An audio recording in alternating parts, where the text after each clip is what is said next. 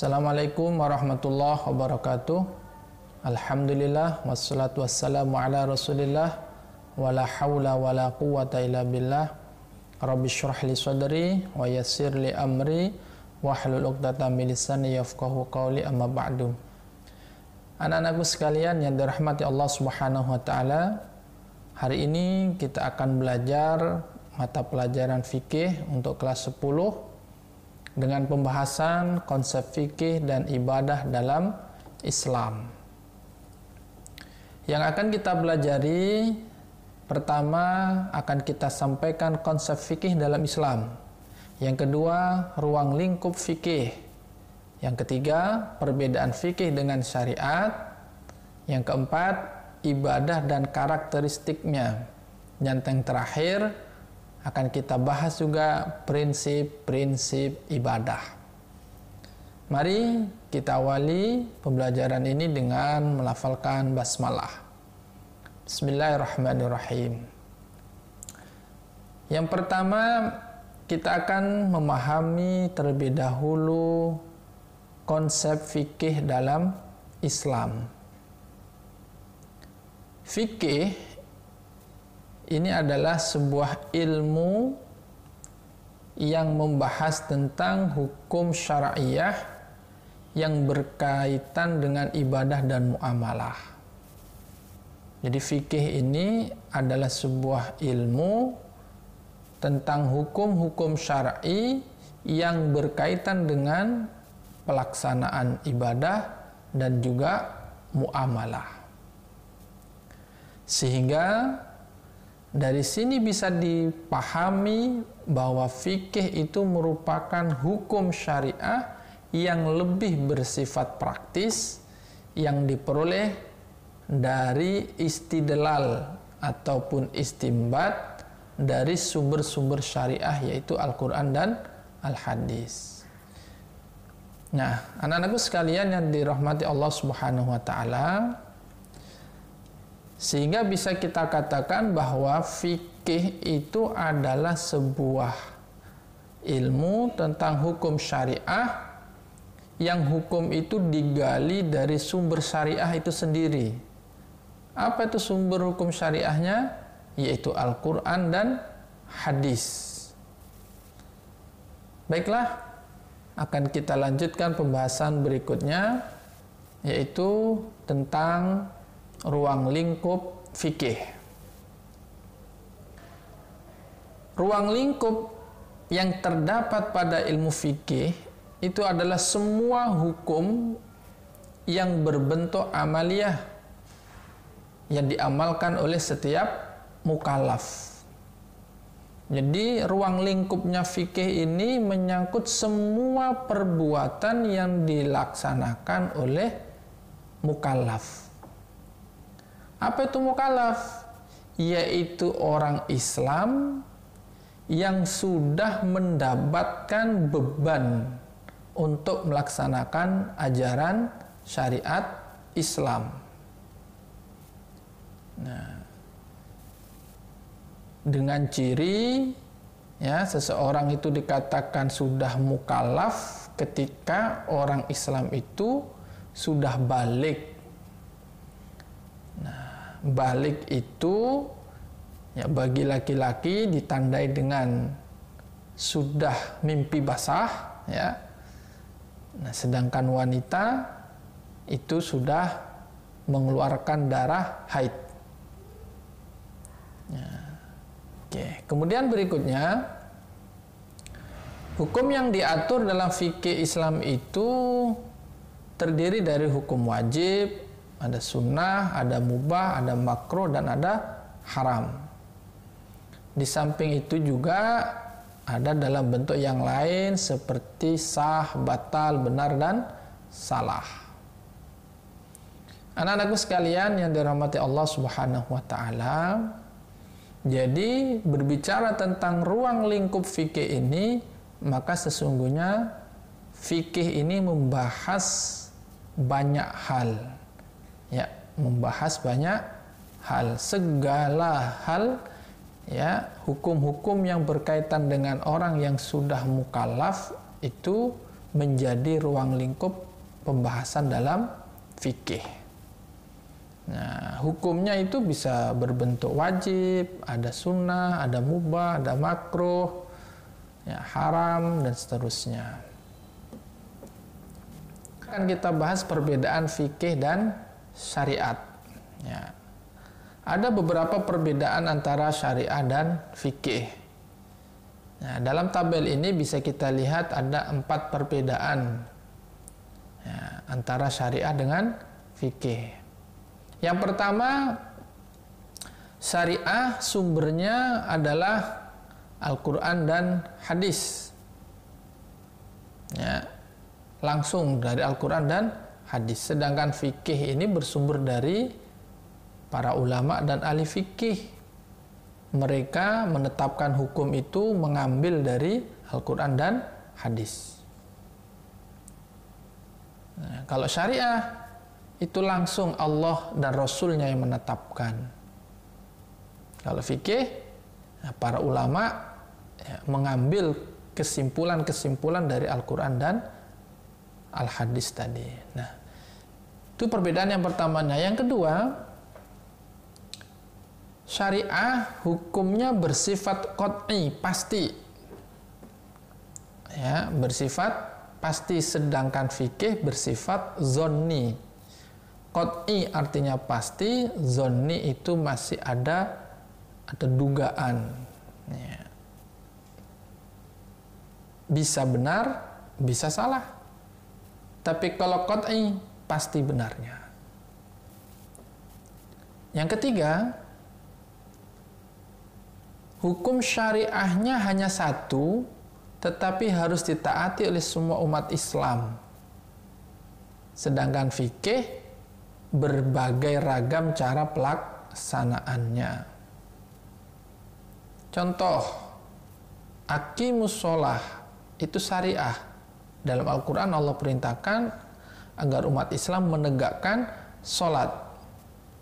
Nah, fikih membahas ya, bagaimana pelaksanaannya. Nah, dilaksanakanlah oleh umat Islam. Kalau kita cermati, dalam prakteknya umat Islam pun ada perbedaan-perbedaan dalam melaksanakannya. Nah, salah satu contoh misalnya, ada saudara-saudara kita muslim ketika sholat membaca bismillah dengan sir. Ada yang dengan jahar. Ada yang dipelankan bismillahnya, ada juga yang dikeraskan bismillahnya. Nah, sekarang yang terakhir, tidak ada campur tangan manusia dalam menetapkan hukum. Itu langsung dari Allah. Sedangkan fikih ini ada peran ulama dengan ijtihad dalam menetapkan suatu hukum. Selanjutnya akan kita bahas tentang fungsi syariah Islam. Secara umum, keberadaan syariah Islam adalah untuk mengatur kehidupan manusia, ya, agar manusia itu taat, tunduk dan patuh kepada Allah Subhanahu wa taala. Jadi Allah turunkan syariat Islam ini agar ditaati, ya, oleh manusia ini. Nah, ketaatan dan ketundukan itu akan terwujud dalam bentuk ibadah yang telah diatur dalam syariat Islam itu sendiri. Oke, anak-anak sekalian dirahmati Allah Subhanahu wa taala. Jadi, apa itu fungsinya syariah? Fungsinya adalah untuk mengatur kehidupan manusia agar taat, tunduk dan patuh kepada Allah Subhanahu wa taala. Nah, ketaatan dan ketundukan tersebut itu diwujudkan dalam bentuk ibadah sesuai dengan ketentuan syariat Islam. Kita lanjutkan. Yang kelima, apa sih tujuan syariat Islam itu? Berbicara tentang tujuan syariat Islam, atau maqasidus syariah, para ulama menetapkan ada 5 tujuan pokok syariat Islam. Nah, apa saja 5 hal itu? Pertama, hadirnya syariat Islam itu adalah untuk memelihara agama atau hifzud din, menjaga, memelihara agama. Allah Subhanahu wa taala turunkan umat manusia di muka bumi ini itu akan menjalani kehidupan tidak hanya di dunia tapi juga di akhirat. Nah, hadirnya syariat Islam itu adalah untuk memberikan tuntunan, menjalani kehidupan di dunia ini agar bahagia dan selamat di akhirat. Nah, maka syariat ini diadakan dalam rangka tadi memelihara agama. Yang kedua, tujuan syariat Islam adalah memelihara jiwa. Maka dalam Islam kita temukan ajaran larangan membunuh. Kenapa ada hukum dilarang membunuh? Ya, itu semua adalah demi memelihara jiwa manusia. Kemudian yang ketiga, memelihara akal. Salah satu contoh syariat yang bertujuan memelihara akal adalah dilarangnya umat Islam untuk meminum minuman khamr. Ya, karena minuman khamr itu bisa merusak akal sehat kita. Yang keempat, tujuan syariat Islam adalah memelihara keturunan atau hifdzun nasl. Hifdzun nasl, memelihara keturunan. Apa contoh syariat yang bertujuan untuk memelihara keturunan? Allah perintahkan kita untuk menikah. Nah, dengan adanya pernikahan, maka keturunan itu akan kita peroleh dan nasabnya jelas, sehingga dengan nasab yang jelas itu kehidupan di dunia ini bisa berjalan dengan baik. Yang terakhir, tujuan syariat Islam adalah menjaga harta. Maka di antaranya tidak boleh kita melakukan transaksi yang bisa merusak harta kita. Oke, selanjutnya akan kita sampaikan pengertian ibadah. Allah Subhanahu wa taala dalam surah Az-Zariyat ayat 56 berfirman, A'udzu billahi minasyaitonir rajim wa ma khalaqtul jinna wal insa illa liya'budun. Dan tidaklah aku ciptakan jin dan manusia kecuali agar jin dan manusia itu beribadah kepadaku. Nah, sekarang apa sih yang dimaksud dengan ibadah itu? Ibadah menurut bahasa itu punya arti satu, taat atau at-ta'ah.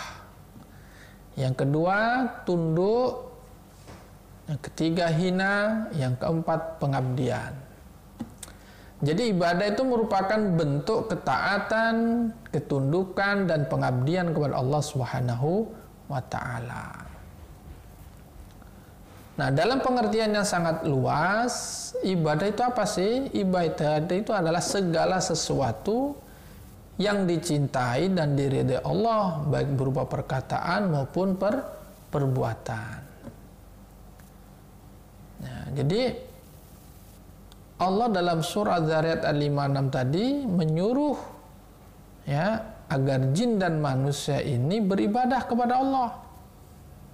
Nah, ibadah itu apa? Ya, taat, tunduk, ya, menghinakan diri kita di hadapan Allah dan melakukan pengabdian kepadanya.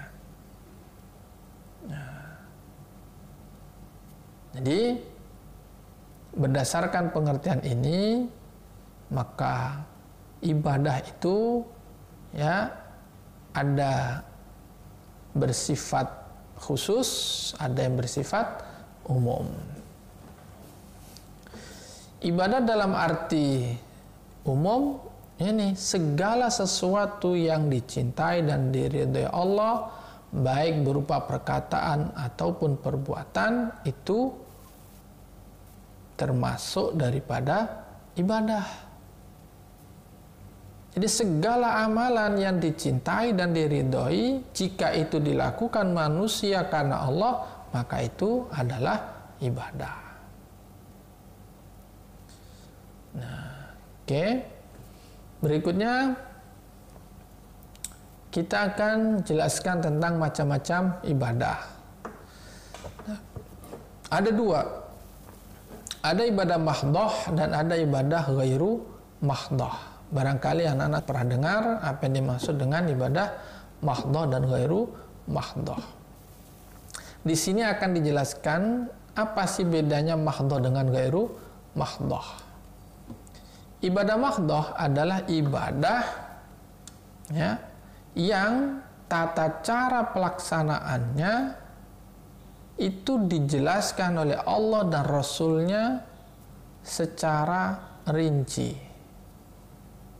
Contoh ibadah yang termasuk mahdhah adalah sholat, zakat, puasa, haji.